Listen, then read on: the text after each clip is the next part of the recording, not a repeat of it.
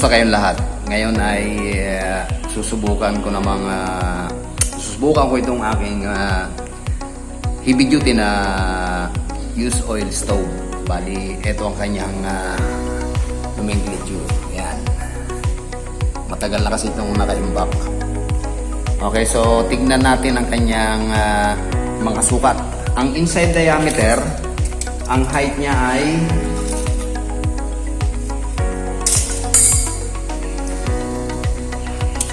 yan, tignan ninyo. Siya ay nasa 1 3/4 inches. 1 3/4 lang.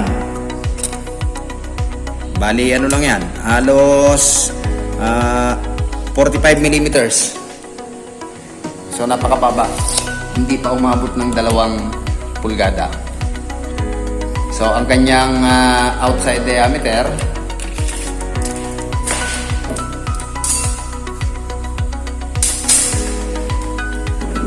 yan ay 6.5. Visible ba? Hindi ko masyado makikita. Okay, so 6.5 inches. 6 1/2 inches ang ating outside diameter. Okay, so medyo makapal ito. Halos 10 mm ang kanyang kapal. Ang medyo nakaka-challenge ay napakababa niya. Hindi umabot ng 2 inches. Just imagine. Ganun lang kababa. Ano nga lang siya, 1 3/4 ang kanyang height. Okay, pero gagamitan ko to ng tinatawag ko na curve o pang-cover sa taas. Ito ang ilalagay natin. Kasi yung mga ganitong kalan, kapag walang curve, medyo mahirap i-operate. Mahirap siyang pasindihin. Kung kasama ang curve, ang taas niya 2 1/2. Bali, eksaktong 2 1/2 kung isasama natin sa sukat yung ating curve. Okay, so mamaya na natin yan ilagay. Ang gagamitin ko sa kanyang nozzle, ito. So, ang butas niya rito sa gilid, hindi masyadong dito sa may tuktok, hindi masyadong diretso. In-incline ko ng mga 45 degrees papunta pa ganito. Then, ang sumunod niyang layer dito sa end cap. Ito ay medyo 30 degrees, konting angat. Then yung pangatlong layer, ganun din ang kanyang position, naka 30 degrees. Then lahat ng sa ilalim puro pa baba naman ang bulusok. Okay, so bali apat na layer sa 2, 3, 4. Lahat yan tigwa 8 butas. So ito ay coupling na 3/4. Isang coupling at saka end cap. Okay, so testingin na natin kung ano ang kanyang magiging performance dito sa aking kalan na heavy duty. Wala pa naman yan, pero ang taas niya ay 1 3/4 inches. O napakababa. Hindi nga umabot ng 2 inches. Okay, testingin na natin. Okay, so ikakabit ko na itong aking nozzle. Okay, so ang height ng nozzle natin siya ay mahigit 2 inches. 2 3/8. Okay, so ikakabit ko na.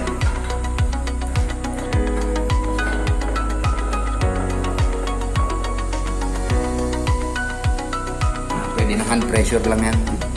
Okay, kung mapapansin nyo, ayan, oversize siya. Mataas pa rin siya. Ayan, mataas pa rin siya sa ating chamber. Maliit na ngayon ating chamber, maliit pa rin yung ating nozzle. Pero mas mataas pa rin yung ating nozzle. Okay, so ikakabit natin yung ating pinaka-curve. Okay, pwede rin mamaya painitin muna natin o sindihan muna natin. Okay, so magsisimula na akong maglagay ng langis. Bubuksan ko na yung ating gripo rito. Babasahin lang natin ng kaunti yan. Hayaan lang natin na dumalayo ng mga sa flooring, yung ating langis.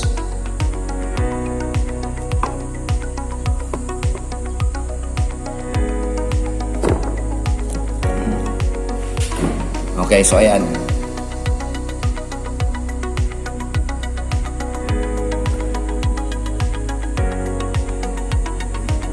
Maski mabasa lang siya ng konti.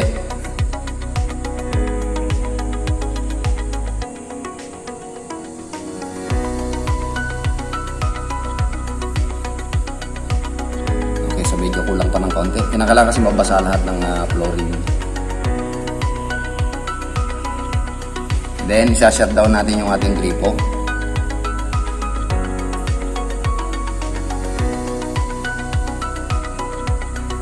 Okay, so malapit nang magkaroon ng mabasa yung ating flooring. Okay, so pwede na siguro yan. Okay, so ang gagamitin ko sa kanyang pang sinde or kindler ay crudo pa rin. At saka mixture ng gasolina. Kunti na lang yung pansindi ko. Pero this time, dalawang kalahati na ito kasi meron pagka pinupuno.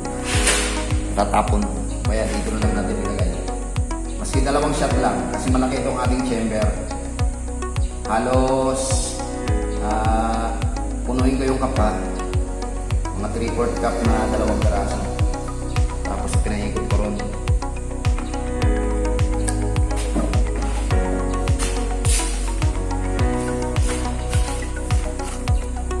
Then sindihan na natin yung ating chamber. Hindi ko lang alam kung anong kalalabasan. Okay, so yan. Hayaan muna natin siya mag-preheat. Hayaan muna natin siyang ubusin yung diesel at saka gasolina na mixture na 1:1 tapos pati yung langis na pinadaloy natin doon. Bago natin buksan yung ating drawer.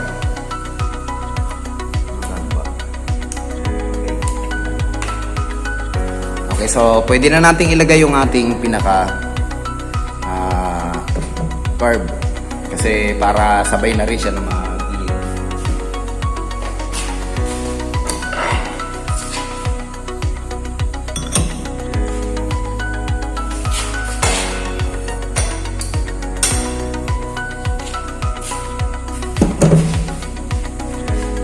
Okay, nung mailagay natin yung carb, halos pumantay na yung ating nozzle sa ibabaw ng ating chamber. Halos pantay na siya. So, lumampas yung ating, halos lampas ng konting-konti lang. Okay, so yan ang performance niya. Hindi pa ako dyan nagbubukas ng blower. Hinahayaan ko lang muna na mag-init yung ating kwan. Pwede rin supplyan natin para mas mabilis. Lagyan lang natin sa minimum para may konting hangin sa loob para hindi masuffocate.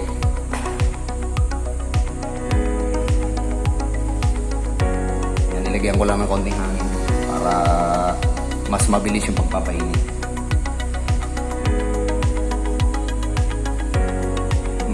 Matagal na kasi itong naka-stock, ngayon ko lang ulit nakita.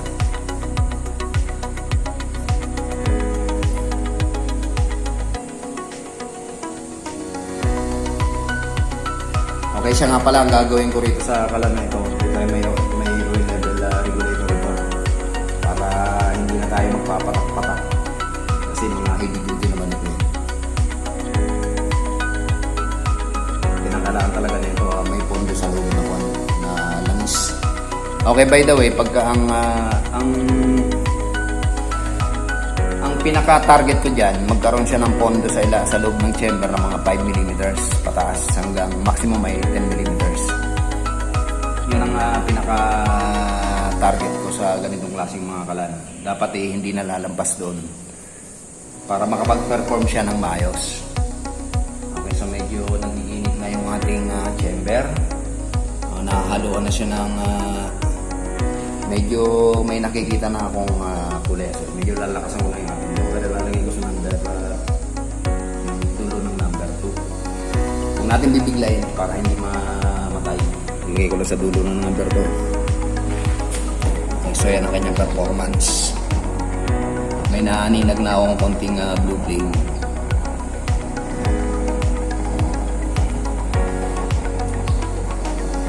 Kaya lang muna natin siya dyan. Tignan natin ang kalalabasan niya. Okay, mas maganda siguro kung ibabaliktad ko itong camera eh. Mahirap kasi yung ganito eh. Okay, so babaliktad ko lang yung camera. Okay, so yan ang kanyang performance. Nagpi-preheat pa lang tayo ha. Pinapainit pa lang natin yung ating chamber. Ang ating setting ay halos nasa dulo ng number 1. Okay, so may naaninag na tayong konting blue flame. Hindi ko lang alam kung mag-i-stable yan. So antay-antayin lang natin yung kanyang total performance kapag ka nag-init na siya. May naaninag na akong blue flame sa loob. Konti lang. Konti pa lang na blue flame.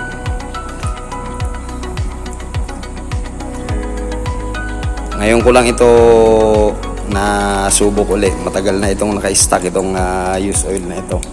Use oil stove na ito.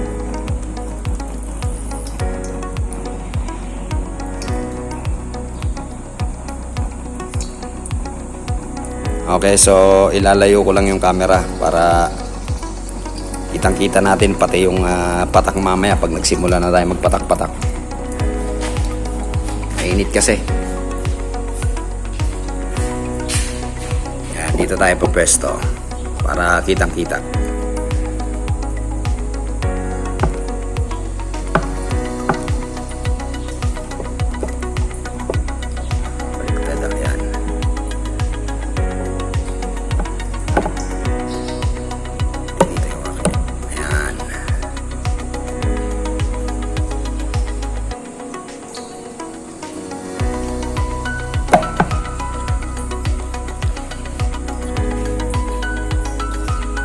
Okay, so medyo mainit na yung ating chamber. Medyo lalakasan ko na, ilalagay ko sa number 3. Ating setting.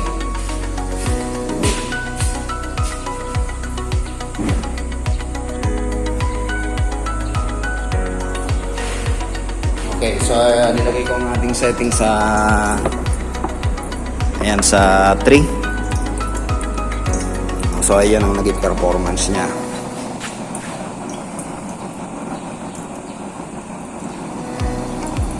Unti-unti nang gumagana yung pangibabaw na butas natin. At parang nagkakaroon na talaga siya ng blue flame. Okay, so steady ko lang ulit ang ating camera. Painitin pa natin ng mga maski 1 minute.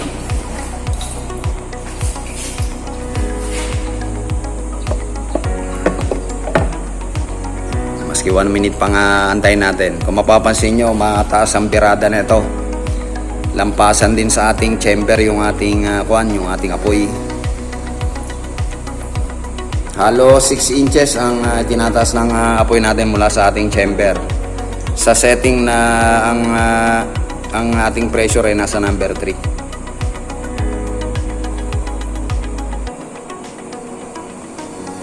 Medyo magantay pa tayo maski mga 1 minute para talaga mainit na mainit siya bago natin lakasan yung ating blower.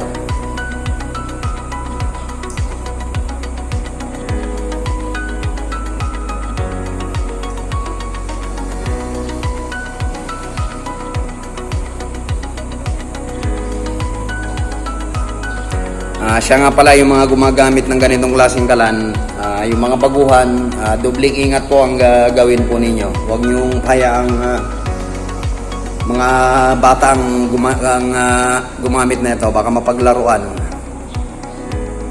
Para iwas for safe tayo. Huwag natin ipagkakatiwala sa mga minor ito. Saka dapat hindi nasa confined area o hindi nasa loob ng bahay. Dapat sa labas lang para mas maganda kung sa labas i-operate.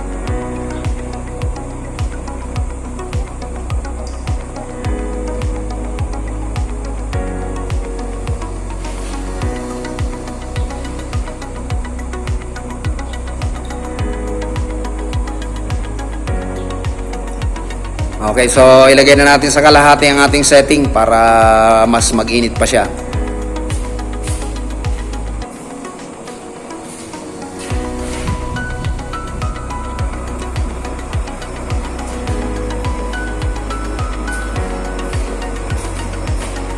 Okay, so nilagay ko sa kalahati yung setting. Ayun. So, yun ang naging performance niya. Mag-antay-antay lang tayo kasi nagpi-preheat pa nga lang tayo ngayon.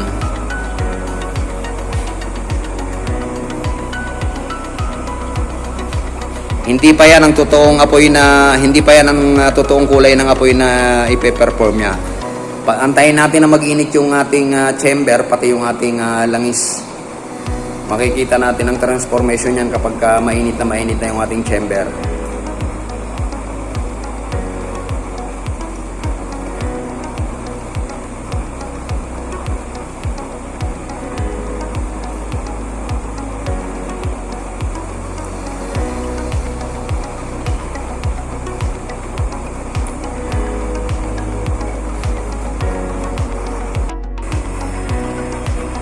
Okay, so pwede na siguro nating ilagay sa maximum yung ating setting para makita natin ang performance na ito sa maximum.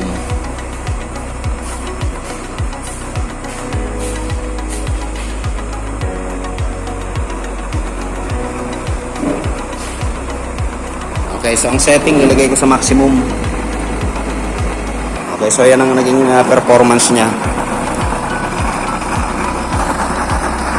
Bluish yung ating apoy.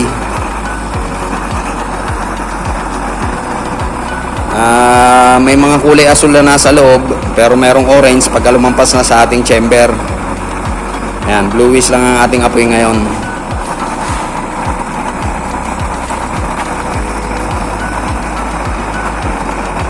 May blue flame din sa loob. Okay, subukan nating salangan ng kaserola ito. Tignan natin kung anong performance kapag may nakasalang.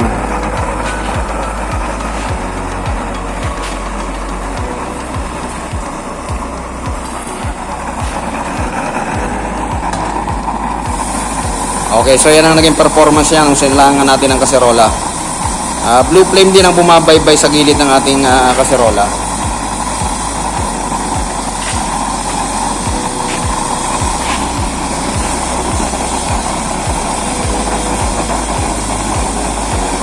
Bluish na bluish. Teka, sa sentro ko lang yung ating kaserola. Wala sa sentro eh.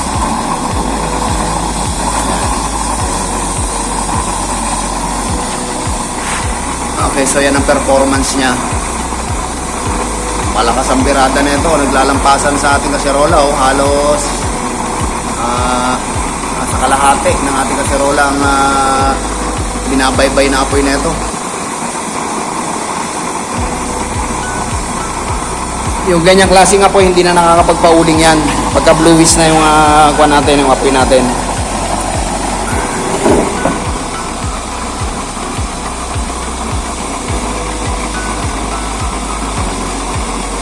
Okay na yung ganyang klaseng apoy.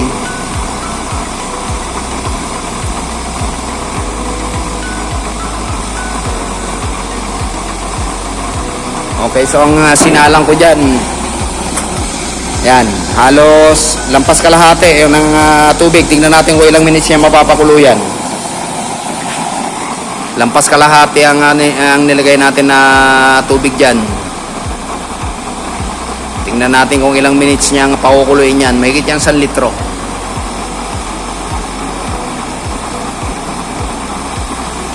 Okay din ang performance nito. So pagsisimula na tayo magdagdag ng kuwan kasi kakunti lang yung ano natin kanina eh. Nope. Magpapatak-patak na tayo.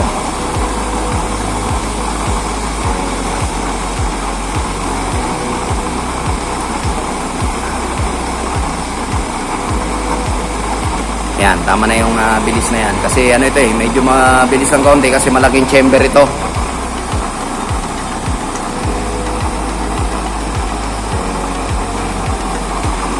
Okay, so yan ang kanyang patak. May orange may konting orange sa loob ng ating chamber, pero pagka lumampas na siya sa kuwan sa ibabaw ng chamber natin. Pero yung bumabaybay sa mga gilid ay halos blue flame, invisible nga eh. Bluish ang ating product dito. Pero yung ganyang klase ng apoy, hindi na masyadong nakakapagpauling yan. Okay na yung ganyang kulay ng apoy na yan.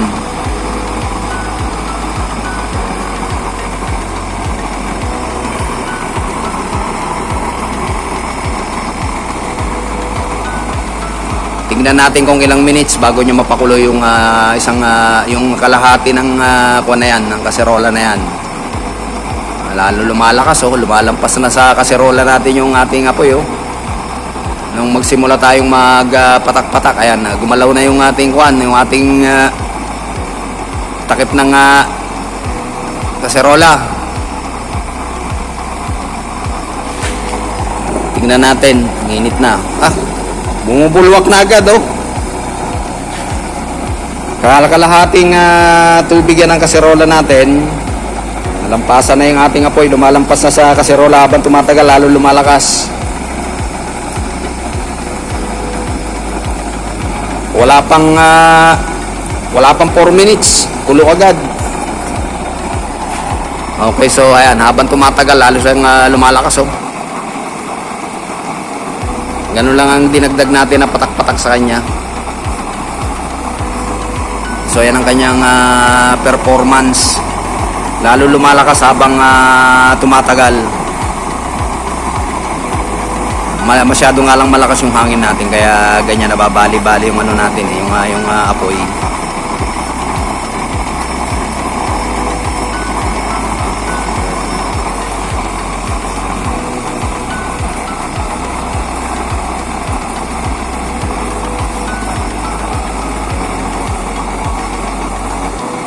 Okay, so pwede rin pala yung ganitong klase ng chamber. 2 inches lang ang kanya, 1 3/4 lang yung height niya. 1 3/4 lang yung height ng ating chamber, pero kayang-kaya niyang mag-perform ng maayos. Pangmalakasan ito, itong ano na ito. Malakas kasi ang buga. Okay, so babalik na rin ko na itong camera. Hanggang dito na lamang muna uli. Okay, so maraming salamat sa pagsama. Nakita natin na maski mababa lang ang ating chamber na heavy duty na malaki, 6.5 inches ang kanyang luwang, ang outside diameter. Tapos ang taas niya ay 1 3/4 lang. Kayang-kayang pwede siya maging use oil stove. So yan ang kanyang performance.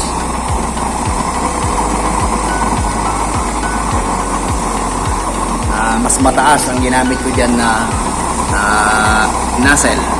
So ang lakas magpabulwak. So okay na yung ganyang apoy, hindi na nakakapagpauling yan. Bluish yung ating product ngayon. Okay, so hanggang dito na lamang muna uli. Sana may matuklasan pa uli tayong kakaiba. Kasi dati yung mga ganitong mga heavy duty ko, medyo malalalim, 6 inches ang mga ginagawa ko noon. Ngayon wala pang 2 inches. Gumana rin naman. Okay, so maraming salamat sa mga napadaan at nag-subscribe sa akin channel. So hanggang dito na lamang muna ulit. Until then,